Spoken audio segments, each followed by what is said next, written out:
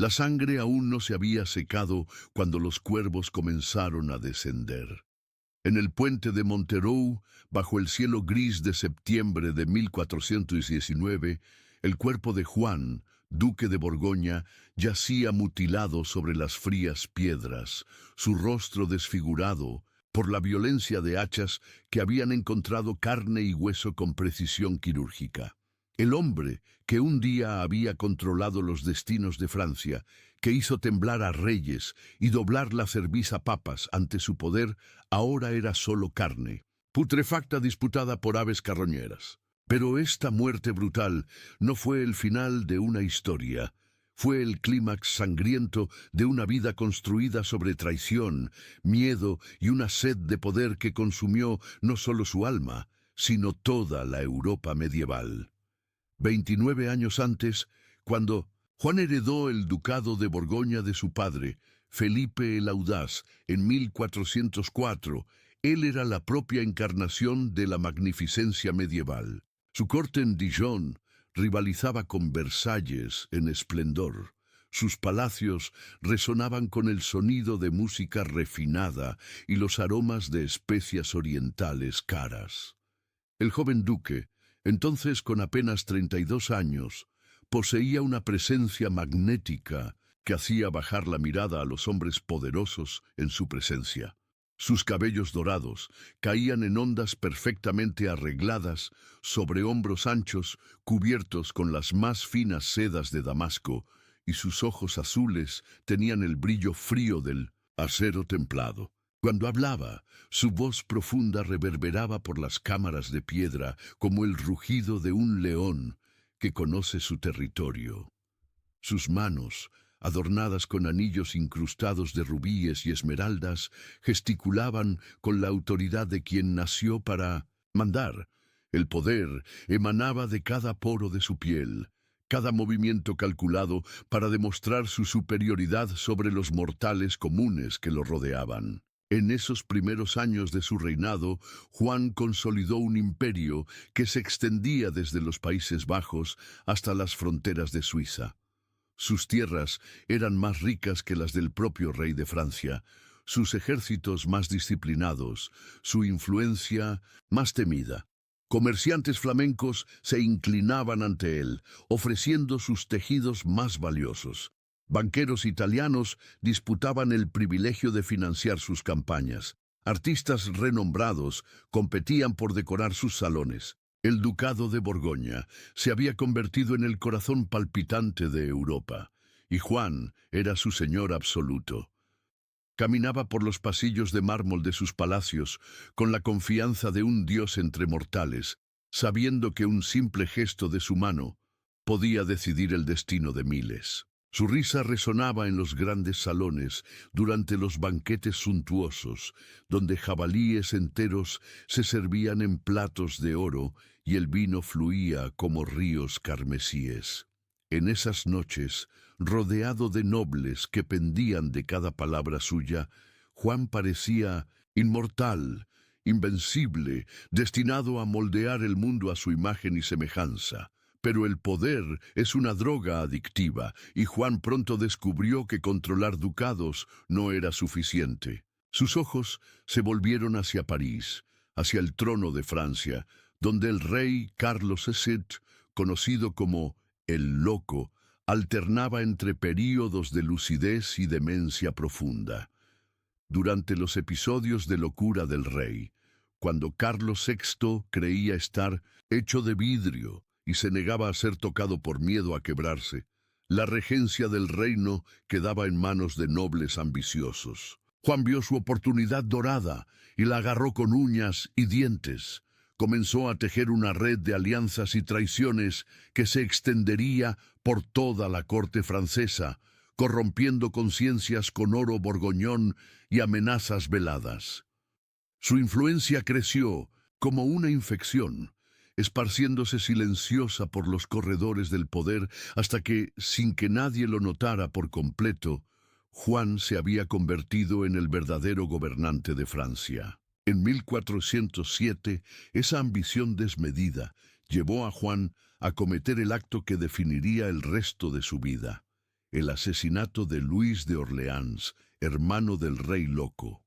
En la madrugada helada del 23 de noviembre, en las estrechas calles de París, sicarios, contratados por Juan, esperaron pacientemente en la oscuridad.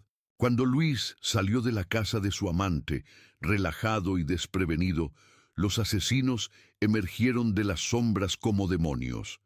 El primer golpe de hacha cortó su mano derecha cuando intentó defenderse. El segundo abrió su cráneo como una nuez madura. La sangre de Luis de Orleans se esparció por las piedras del pavimento parisino, mezclándose con el lodo y los desechos, mientras sus ojos agonizantes miraban las frías estrellas que fueron testigos de su último suspiro. Cuando encontraron el cuerpo a la mañana siguiente, las moscas ya habían empezado a posarse sobre las heridas abiertas, y el olor metálico de la sangre coagulada se mezclaba con el hedor pútrido de las alcantarillas de la ciudad. Inicialmente, Juan negó cualquier implicación en el crimen. Se presentó ante la corte con el rostro impasible, los ojos claros, sin traicionar ninguna emoción, mientras juraba por todos los santos que era inocente. Sus labios delgados pronunciaban mentiras con la misma facilidad con que recitaban oraciones, y sus manos permanecían perfectamente inmóviles mientras fingía lágrimas de pesar por la muerte de su primo. Pero las pruebas eran abrumadoras. Los testigos empezaron a hablar y la presión se volvió insoportable. Finalmente, en marzo de 1408, en un gesto que conmocionó a toda Europa, Juan confesó públicamente el asesinato. Pero su confesión no fue una súplica de perdón, fue una declaración de guerra. Ante una asamblea atónita en el Hotel de Saint-Paul, Juan declaró que había matado a Luis de Orleans para salvar a Francia de la tiranía, que el asesinato había sido un acto de patriotismo, no de traición. Sus palabras resonaron en el salón como blasfemias, y muchos de los presentes se persignaron, horrorizados por la audacia diabólica de aquel hombre que transformaba el fratricidio en virtud. A partir de ese momento, Juan ya no era solo un duque poderoso. Se había convertido en algo mucho más peligroso, un hombre que había cruzado una línea moral de la que no hay retorno. Aquellos que lo conocían comenzaron a notar cambios sutiles en su apariencia. Sus risas, antes cálidas y contagiosas, adquirieron un tono metálico que erizaba la piel. Sus ojos, otrora llenos de inteligencia y encanto, desarrollaron una dureza vidriosa que hacía que incluso sus aliados más cercanos desviasen la mirada. Durante las comidas era común verlo juguetear distraídamente con la hoja de una daga, probando su filo contra su propia piel hasta que aparecían pequeñas gotas de sangre. Los sirvientes relatarían más tarde que con frecuencia lo encontraban despierto durante las madrugadas, recorriendo los pasillos oscuros de sus palacios como un fantasma, murmurando nombres de enemigos reales e imaginarios. El asesinato de Luis de Orleans desencadenó una guerra civil que desgarraría Francia durante los 12 años siguientes. Los Armagnacs, partidarios de la venganza contra Juan, y los Borgoñones, sus seguidores, convirtieron el reino en un campo de batalla sangriento, donde hermanos mataban a hermanos y los hijos traicionaban a los padres. Juan alimentó ese conflicto con una sed voraz, viendo en cada batalla una oportunidad para expandir su poder.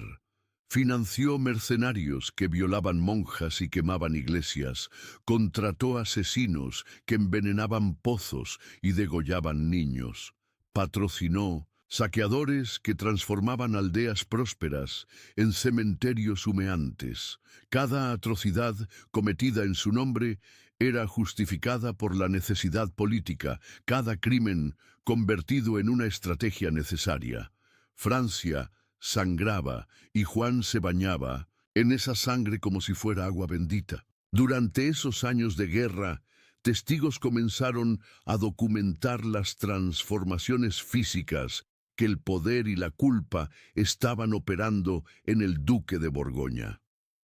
Pierre de Fenin, cronista de la época, escribió en sus memorias que Juan había desarrollado un tic nervioso que hacía que su párpado derecho se contrajera violentamente durante conversaciones tensas. Sus cabellos dorados comenzaron a encanecer prematuramente, primero en las sienes, luego extendiéndose como escarcha sobre su cabeza.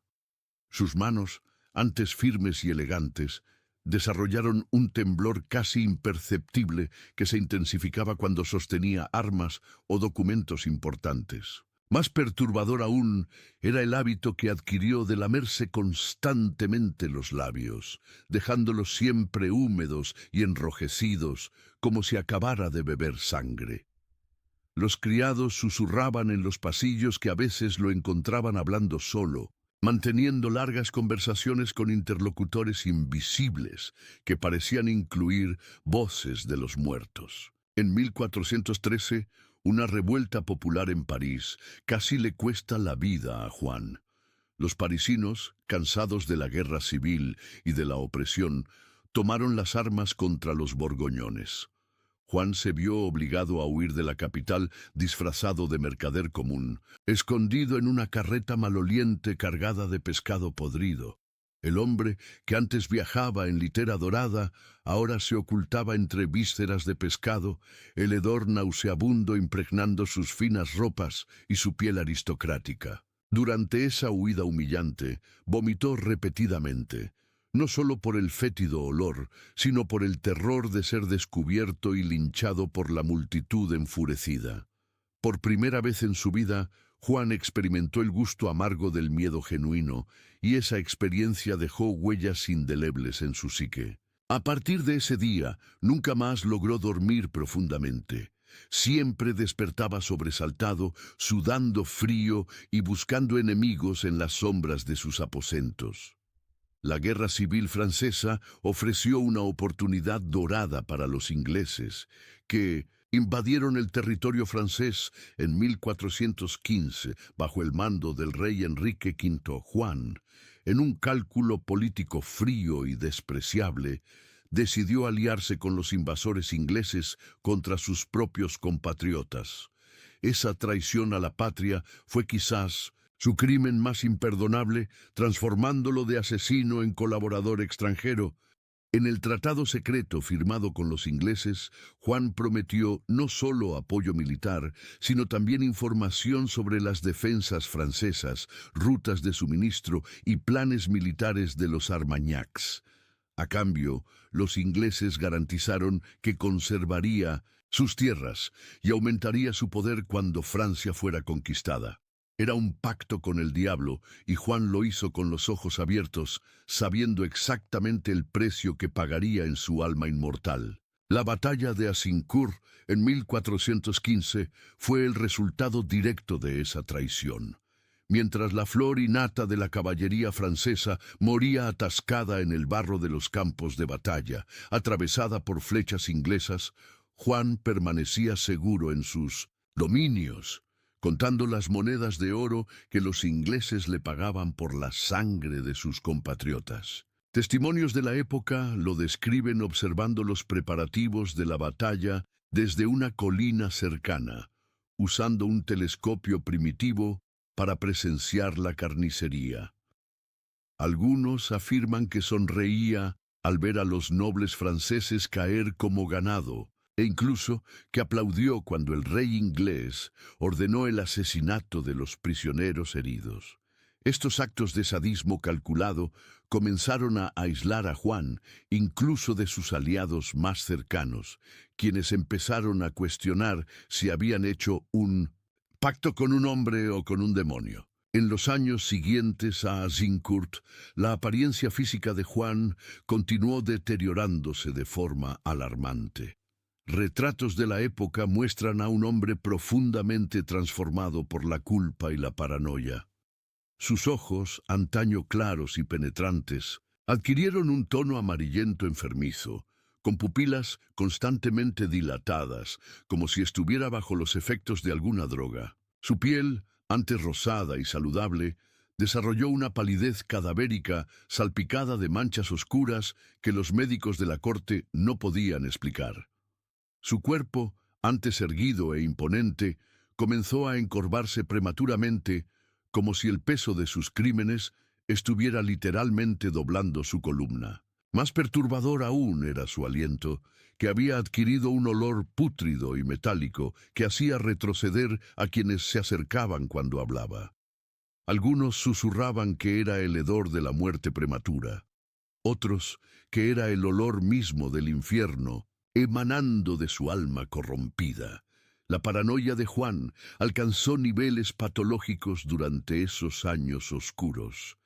Mandó instalar espejos en todos los pasillos de sus palacios para poder ver quién se acercaba por la espalda. Sus aposentos fueron fortificados como una fortaleza, con puertas de hierro y ventanas enrejadas que convertían sus habitaciones en celdas lujosas. Empezó a usar diferentes disfraces incluso dentro de sus propias tierras, cambiando constantemente de ropas y aspecto para confundir a posibles asesinos. Los sirvientes eran obligados a probar toda su comida antes de que él la tocara, y aún así Juan frecuentemente rechazaba comidas enteras, basándose en sospechas infundadas de envenenamiento.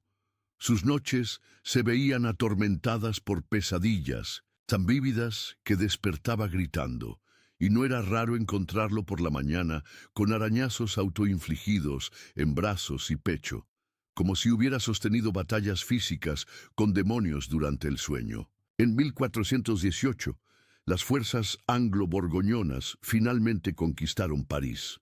Juan entró en la capital francesa como un conquistador, pero su victoria supo a cenizas. La ciudad que había ayudado a devastar yacía en ruinas, sus calles cubiertas de cadáveres en descomposición y sus edificios marcados con las cicatrices de la guerra. El Palacio del Louvre, donde Juan estableció su residencia temporal, resonaba con el silencio sepulcral de un mausoleo. Durante los banquetes de celebración, el sonido de su risa forzada reverberaba en las salas vacías como el grito de un alma en pena. Los convidados relataron después que Juan a menudo se detenía en medio de conversaciones, quedando con la mirada perdida en el vacío, como si escuchara voces que solo él podía oír. En varias ocasiones fue visto conversando con retratos de personas muertas, manteniendo largas charlas con los ojos pintados de Luis de Orleans, como si el fantasma de su víctima hubiera venido a cobrar la deuda de sangre. Fue en ese contexto de victoria amarga y paranoia creciente cuando llegaron las noticias sobre Juana de Arco, la joven campesina que afirmaba tener visiones divinas y la misión de expulsar a los ingleses de Francia, se convirtió rápidamente en un símbolo de resistencia nacional. Para Juan, Juana representaba todo lo que él había traicionado: la fe genuina, el patriotismo puro, el valor sin mácula. Cuando supo de sus primeras victorias militares, Juan sufrió lo que testigos describieron como un colapso nervioso completo. Lo hallaron en sus aposentos, arrodillado en el suelo, golpeándose la cabeza contra las piedras frías mientras gritaba blasfemias contra Dios y contra todos los santos. Sus puños golpeaban el aire como si luchara contra enemigos invisibles, y su boca espumaba como la de un animal rabioso. Los médicos de la corte tuvieron que sedarlo con opio para contener sus convulsiones, y durante 3 días permaneció inconsciente, murmurando delirios en latín que parecían oraciones invertidas o invocaciones demoníacas. La ascensión meteórica de Juana de Arco expuso a Juan una verdad terrible. Había escogido el bando equivocado de la historia. Mientras una campesina analfabeta inspiraba a las multitudes con su fe inquebrantable, el poderoso duque de Borgoña se descubría aislado en una torre de marfil construida sobre cadáveres. Sus alianzas con los ingleses, antes fuente de poder, se convirtieron en grilletes que lo encadenaban a una causa perdida. Francia despertaba de su pesadilla, y Juan advirtió, con creciente horror, que cuando el país se recuperara por completo, sería señalado como uno de los principales responsables del sufrimiento nacional. Cartas interceptadas de la época revelan su creciente desesperación por hallar una salida honorable del laberinto de traiciones que él mismo había construido. En una correspondencia particularmente reveladora, dirigida a un confesor, Juan escribió: «Los muertos no me dejan dormir y los vivos no me dejan vivir. Soy un fantasma caminando entre dos mundos, sin pertenecer a ninguno de ellos». Fue en ese estado mental fragmentado que Juan comenzó a considerar la posibilidad de reconciliación con el delfín Carlos, heredero legítimo del trono francés y líder de los Armagnacs. La ironía era cruel. El hombre que había pasado años intentando destruir la monarquía francesa ahora imploraba perdón al príncipe que representaba todo lo que él había combatido. Las negociaciones secretas para esa reconciliación empezaron en el verano de 1419, llevadas a cabo a través de intermediarios que arriesgaban sus vidas al servir de puente entre dos enemigos mortales. Juan sabía que cualquier acuerdo con el Delfín sería visto como traición por los ingleses, pero su posición se había vuelto insostenible. Estaba literalmente rodeado de enemigos. Los franceses lo odiaban por su traición, los ingleses desconfiaban de su lealtad, y sus propios súbditos empezaban a cuestionar su cordura. Las cartas intercambiadas durante esas negociaciones, preservadas en los archivos reales, revelan a un hombre completamente distinto al arrogante conquistador de los primeros años. La caligrafía de Juan, antes firme y elegante, se había vuelto temblorosa e irregular, con borrones de tinta que sugerían manos sudorosas y nerviosas. Sus palabras, otrora precisas y calculadas, divagaban en tangentes incoherentes llenas de referencias bíblicas y promesas de penitencia. En una carta particularmente perturbadora, escribió al delfín: «Señor, soy como Judas, que busca devolver las 30 monedas de plata, pero no encuentra comprador para su culpa. La sangre que he derramado clama desde los campos de batalla, y no hay agua suficiente en la tierra para lavar mis manos». El lenguaje era el de un hombre al borde de la completa desintegración psicológica, alguien que había mirado demasiado profundamente el abismo de su propia maldad y descubierto que el abismo también lo contemplaba. El encuentro fatal se fijó para el 10 de septiembre de 1419 en el puente de Monterreu-Foljon, un lugar simbólicamente neutral entre los territorios controlados por ambos bandos. Juan pasó las semanas previas al encuentro en preparativos frenéticos que revelaban tanto esperanza como terror. Mandó confeccionar una armadura nueva especialmente para la ocasión, pero sus manos temblaban tanto durante las medidas que el armero tuvo que rehacerla 3 veces. Sus noches se consumían en oraciones desesperadas en su capilla privada, donde permanecía arrodillado durante horas sobre piedras frías, hasta que sus rodillas sangraban a través de los pantalones. Los sirvientes contaban que a menudo lo encontraban dormido frente al altar, su rostro marcado por las lágrimas secas de quien no lloraba por arrepentimiento, sino por el miedo a lo que estaba por venir. En la mañana del 10 de septiembre, Juan despertó antes del amanecer. Testigos describieron su apariencia como la de un cadáver ambulante. Su piel había adquirido un tono grisáceo enfermizo. Sus ojos estaban hundidos en órbitas oscuras como cavernas, y sus manos temblaban constantemente como hojas al viento. Durante el desayuno, fue incapaz de tragar alimentos sólidos, tomando solo unos sorbos de vino aguado que vomitó de inmediato.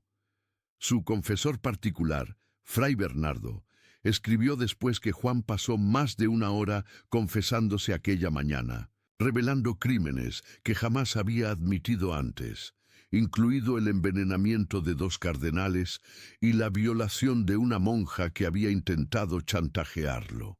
Sus palabras salían de su boca como pus de una herida infectada, cada confesión más horrible que la anterior, como si intentara vaciar su alma de todo el mal antes de encontrarse con el delfín. El viaje a Montereau fue un cortejo fúnebre disfrazado de misión diplomática. Juan viajaba en una litera cerrada, incapaz de montar a caballo debido a los espasmos que sacudían su cuerpo en intervalos regulares. A través de las cortinas entornadas, sus acompañantes podían verlo rezando compulsivamente, sus manos moviéndose mecánicamente sobre un rosario de perlas negras, mientras sus labios murmuraban oraciones en latín. De vez en cuando, gritaba de repente como si hubiera sido picado por una avispa invisible, haciendo que los caballos se asustaran y los soldados miraran a su alrededor nerviosamente buscando enemigos.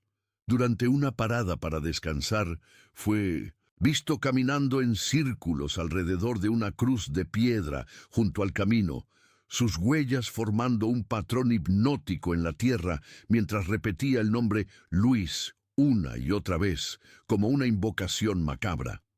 El puente de Montereau había sido preparado específicamente para el encuentro histórico. Se erigieron estructuras de madera en el centro de la pasarela para crear una especie de pabellón neutral, donde ambos líderes pudieran reunirse sin que ninguno pisara territorio enemigo. Tapices ricos cubrían las paredes improvisadas, y braseros calentaban el aire frío del inicio del otoño. El delfín Carlos llegó primero, acompañado por un grupo selecto de nobles y guardias. Era un joven de 19 años, delgado y pálido, con ojos inteligentes que brillaban con una determinación fría que contrastaba drásticamente con su aspecto frágil. A diferencia de Juan, que había envejecido décadas en pocos años, Carlos emanaba la energía inquieta de quien sabía que el destino de Francia descansaba en sus manos jóvenes. Cuando Juan finalmente emergió de su litera, el contraste entre los dos hombres fue chocante. El duque de Borgoña, otrora un gigante entre mortales, ahora parecía un espectro tambaleante. Su armadura, pulida hasta relucir como un espejo, no podía ocultar el hecho de que el hombre dentro de ella se había encogido dramáticamente. Sus pasos eran inciertos, como los de un borracho o de alguien que camina sobre hielo delgado. Al quitarse el yelmo para saludar al delfín, reveló un rostro que sorprendió incluso a sus enemigos. Los cabellos completamente blancos y escasos, la piel amarillenta y cubierta de manchas, los ojos rojos y llorosos como los de alguien que no dormía desde hacía semanas. Más perturbador aún era el hedor que emanaba de su cuerpo, un olor dulce y nauseabundo a carne en descomposición que hizo retroceder a varias personas instintivamente. El encuentro comenzó con las formalidades diplomáticas de rigor, pero desde los primeros instantes quedó claro que algo andaba terriblemente mal. Juan parecía incapaz de mantener contacto visual con el delfín, sus ojos desviándose constantemente hacia las sombras, como si esperara ver asesinos emergiendo de la oscuridad.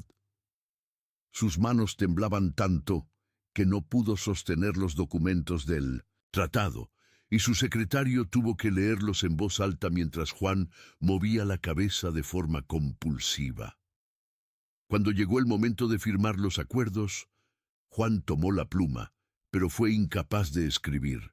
Su mano derecha se contorsionaba en espasmos incontrolables, esparciendo tinta sobre el pergamino como gotas de sangre. Fue necesario que uno de sus asistentes guiara su mano para trazar las letras de su nombre, convirtiendo su firma en un garabato infantil que parecía un grito de agonía congelado en el papel. Durante una pausa en las negociaciones, Juan pidió hablar en privado con el delfín, Ambos hombres se retiraron a una cámara más pequeña dentro del pabellón, lejos de los oídos indiscretos de sus asesores. Testigos posteriores reconstruyeron esa conversación basándose en los gritos que resonaron desde la cámara cerrada. Al parecer, Juan cayó de rodillas ante el joven príncipe, sus palabras saliendo en una torrente incoherente de confesiones, súplicas y promesas. Admitió no solo el asesinato de Luis de Orleans, sino decenas de otros crímenes que habían permanecido secretos durante años. Habló de niños muertos en sus guerras, de iglesias profanadas por sus tropas, de mujeres violadas y hombres torturados en sus calabozos. Sus palabras se veían interrumpidas por sollozos convulsivos que hacían que todo su cuerpo se sacudiera como una marioneta en manos de un titiritero demente. El delfín Carlos escuchó esa confesión en silencio, su rostro joven endureciéndose con cada revelación. Cuando Juan finalmente se quedó en silencio, exhausto por su catarsis emocional, el príncipe pronunció una sola frase que resonaría a través de los siglos. «Duque, hay crímenes que ni Dios puede perdonar en esta vida». Esas palabras cayeron sobre Juan como una sentencia de muerte. Comprendió al instante que no habría perdón, ni redención, ni escapatoria de las consecuencias de sus elecciones. El joven delfín se había convertido en su juez y verdugo, y la ejecución estaba marcada para los próximos minutos. Lo que ocurrió a continuación permanece envuelto en misterio y versiones contradictorias, pero los resultados fueron inequívocos.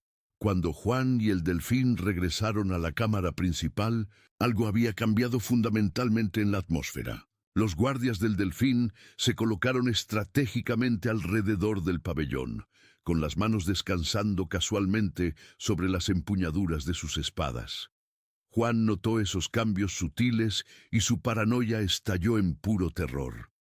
Sus ojos se abrieron como los de un animal acorralado, y comenzó a retroceder hacia la salida del pabellón. Fue entonces cuando Tanneguy du Chastel, uno de los consejeros más cercanos al delfín, dio un paso adelante. Sus palabras fueron simples y directas. Juan de Borgoña ha sido juzgado y condenado por crímenes contra Francia y contra Dios. La ejecución de Juan no fue un acto limpio y honorable, como una decapitación ceremonial. Fue una masacre brutal y salvaje que expuso toda la rabia acumulada durante años de guerra civil. El primer golpe vino de Archambaud de Foix, quien enterró un hacha en el hombro derecho de Juan, atravesando la armadura como si fuera de pergamino.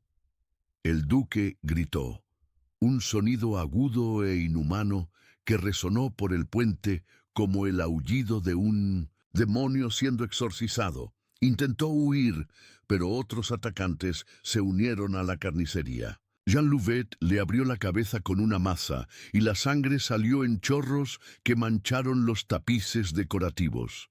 Olivier Le Daim le cortó la garganta con un puñal y la sangre burbujeó a través de la herida como una fuente macabra. Pero Juan aún no estaba muerto. Su constitución robusta lo mantenía consciente mientras su cuerpo era sistemáticamente despedazado.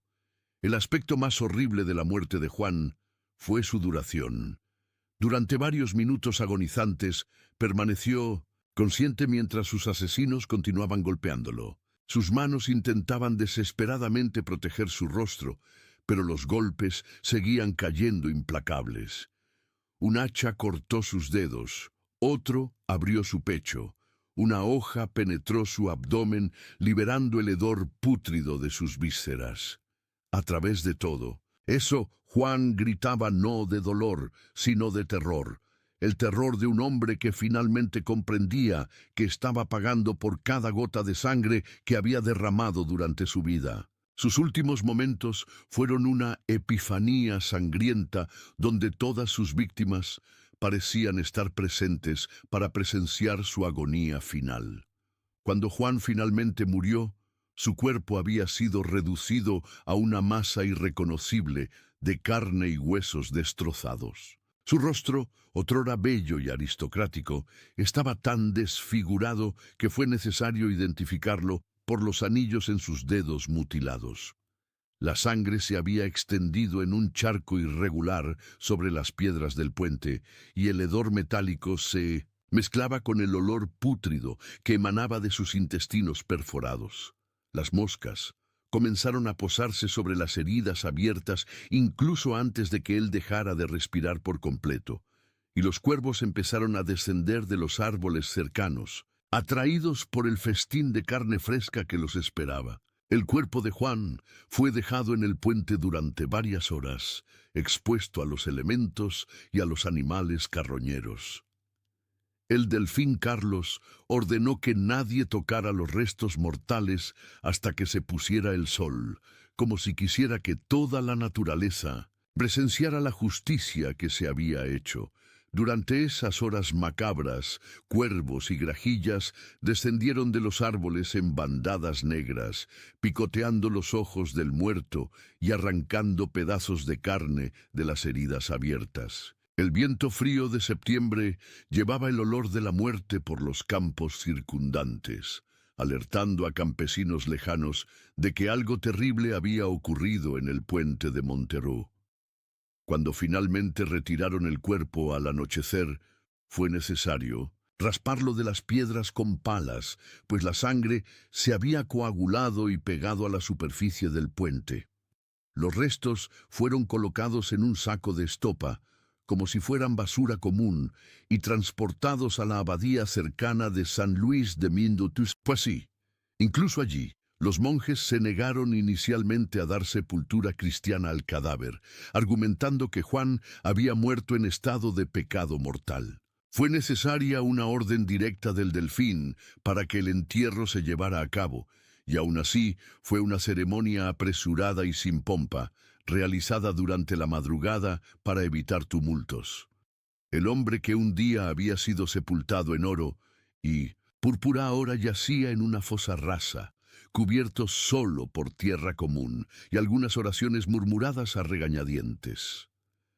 En los días que siguieron al asesinato empezaron a circular relatos extraños por la región. Viajantes que pasaban por el puente de Montereau durante la noche afirmaban oír gritos agonizantes resonando sobre las aguas, como si el espíritu de Juan reviviera eternamente sus últimos momentos de terror. Pescadores locales juraban que el río había cambiado de color, adquiriendo una tonalidad rojiza que persistía incluso después de las lluvias de otoño. Más perturbador aún eran los informes de una figura espectral que aparecía en el puente las madrugadas de luna nueva. Un hombre en armadura ensangrentada que caminaba de un lado a otro, pidiendo perdón con una voz que hacía aullar a los perros de la región en desesperación. La muerte de Juan desencadenó una serie de eventos que transformaron completamente el panorama político de Europa. Su hijo, Felipe el Bueno, juró venganza contra el delfín Carlos, perpetuando el ciclo de violencia que su padre había iniciado. La alianza con los ingleses se reforzó, y las guerras continuaron durante décadas más, causando un sufrimiento incalculable al pueblo francés. Paradójicamente, el hombre que había muerto intentando hacer las paces con Francia acabó provocando aún más destrucción con su muerte violenta. Era como si su fantasma hubiera encontrado la manera de seguir sembrando discordia, incluso desde el más allá. En los años posteriores, la figura de Juan sin miedo se convirtió en un símbolo sombrío en la memoria colectiva francesa. Cronistas de la época lo describieron como una advertencia sobre los peligros de la ambición desmedida y la traición a la patria. Sus atrocidades se documentaron en grotescos detalles, cada crimen catalogado como ejemplo de lo que sucede cuando un hombre vende su alma al diablo a cambio de poder terreno. Los niños franceses crecían escuchando historias sobre el duque maldito que había traicionado a su propio país y pagado el precio definitivo por su perfidia. Su memoria se convirtió en un espejo negro donde la sociedad medieval podía contemplar sus propios pecados y terrores. Documentos descubiertos décadas después de su muerte revelaron la extensión completa de la corrupción moral de Juan. Cartas interceptadas mostraban que había planeado envenenar al propio rey Carlos VI durante uno de sus episodios de locura, aprovechando la vulnerabilidad del monarca demente para acelerar su ascenso al poder. Registros financieros indicaban que había desviado fondos destinados a la defensa nacional para financiar sus palacios personales, dejando fortalezas francesas desprotegidas mientras gastaba fortunas en tapices y joyas. Más impactante aún fue el hallazgo de un diario secreto en el que Juan registraba sus crímenes con detalles precisos, como si fuera un contable haciendo un inventario de mercancías. Cada asesinato estaba listado con fecha, método y justificación, revelando una mente que había convertido el mal en una ciencia exacta. Una de las entradas más perturbadoras de ese diario, fechada en marzo de 1416, describía una cena donde Juan había ordenado servir carne humana a sus invitados, disfrazada de jabalí. La entrada estaba escrita en un tono casual y despreocupado, como si describiera una broma inofensiva. Los señores ingleses apreciaron particularmente el jabalí de esta noche. Si supieran que estaban saboreando al herrero que intentó denunciarme, quizás tendrían menos apetito. Hay una ironía deliciosa en hacer que los enemigos se consuman unos a otros.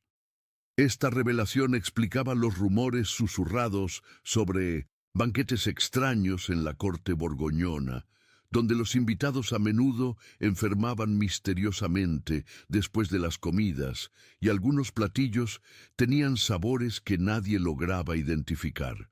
El legado de Juan sin miedo permanece como uno de los más oscuros de la historia medieval europea. Su vida ilustra perfectamente cómo el poder absoluto puede corromper absolutamente, transformando a un hombre aparentemente civilizado en un monstruo capaz de atrocidades inimaginables. Su muerte, a su vez, demuestra que incluso los más poderosos no están por encima de las consecuencias de sus acciones y que la justicia, incluso cuando llega tarde, eventualmente alcanza a aquellos que la desafían. Al final, Juan descubrió que había edificado su fortaleza sobre arenas movedizas morales, y cuando las tormentas de la historia llegaron, toda su estructura de poder se derrumbó, sepultándolo bajo los escombros de sus propias ambiciones destructivas. El puente de Montereau, donde Juan encontró su fin sangriento, se convirtió en un lugar de peregrinación macabra para aquellos fascinados por la naturaleza brutal del poder medieval. Aún hoy, los visitantes relatan una atmósfera opresiva al caminar sobre las piedras donde tanto sangre fue derramada. Los guías locales susurran historias sobre apariciones espectrales y gritos fantasmales que resuenan durante las noches sin luna, como si los eventos de septiembre de 1419 se repitieran eternamente en el teatro cósmico de la justicia divina. El lugar sirve como un recordatorio perpetuo de que incluso en la muerte algunos hombres no hallan paz, especialmente aquellos que dedicaron sus vidas a negar paz a los demás.